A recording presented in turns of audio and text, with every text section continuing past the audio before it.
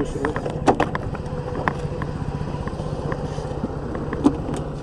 что, ну-ка дай-ка здесь этот включим.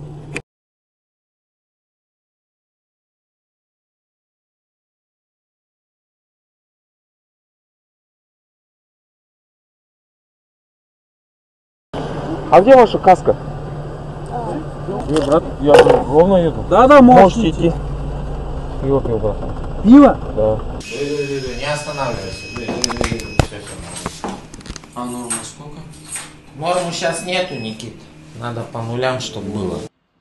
Поскольку ваш сын управлял транспортным средством несовершеннолетним в состоянии алкогольного опьянения, в отношении его было составлен административный протокол по статье 608 части 8.